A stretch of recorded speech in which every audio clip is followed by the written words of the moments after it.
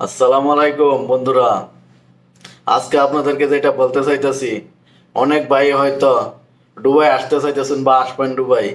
ওইটা নিয়ে আপনারা ভাবতেছেন যে আমরা দুবাই অচেনা কি জায়গায় যাইয়াম, অচেনা দেশে যাইয়াম। তবে আমরা ওই দেশে গিয়ে আমরা ভাষা জানি না, কোনো কিছু চিনি না, জানি না। আমরা ওই দেশে গিয়ে কি করে থাকবো, কি করে কাজ কাম করবো, ওইটা নিয়ে আজকে আমি আপনাদের কাছে একটু অল্প বিস্তারিত আলোচনা করব। আপনারা এটা নিয়ে আপনাদের একদম কোনো মাথার কোনো কি টেনশন লেবার কোনো দরকারই নাই। আমি বলি আপনি এই দেশে আসার পরে আপনি আস্তে আস্তে সবকিছু ঠিক হয়ে যাইব। প্রথমত আপনি এই দেশে আসলেন, আপনার যদি অল্প স্বল্প আরবি জানা থাকে, যেরকম ধরুন এই দেশের আরবি গুলো আছে, তারা বলবো আপনাদেরকে যে হাবিবি তাল তাল। এটার অর্থ হয়েছে আপনি ধরুন, আমরা যেরকম বলি যে ভাই এদিকে আসো, ওর আরবিতে বলে হাবিবি তাল তাল। হ্যাঁ, এটা একটা ধরুন ওদের একটা মহাব্বতের ডাক।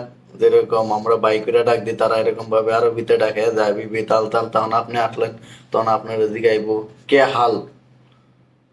তখন আপনি বললেন যে আলহামদুলিল্লাহ। তখন আপনার যে আকল ক্লাস, তখন আপনি খানা খাইছেন না, এটা যে যে আপনি খানা খাইলে কবেন যে খানা খাইছি। আর যদি আপনি যদি না বুঝেন, তখন গিয়ে আপনার এই দেশে যদি আরো যদি কোনো লোক থাকে বা হিন্দিকার কোনো বাঙালি লোক থাকে, তাদেরকে ডাকে না দিগার বলবো যে এই দেশ এই লোকটা নতুন আসছে, তা আরো বিধান আমি এটা জিগাইছি, তারা ওরা বলবো, তখন ওরা আপনাদেরকে আপনাদেরকে বুঝাই দিব। তখন এটা নিয়ে কোনো আপনি টেনশন করবার দরকার নেই। আপনি যদি রাস্তাঘাট না চিনেন, এই দেশে অনেক লোক আছে বাঙালি হিন্দিকার, বিভিন্ন দেশের বিভিন্ন লোক আছে, তাদের কাছ থেকে আপনি ভালোভাবে বুঝতে পারবেন। তাদের জিগাইলে তারা হেল্প করবো, কোনো টেনশন নাই। আপনি নিঃস্বাদিনী টেনশনে আপনি এই দেশে আসতে পারেন।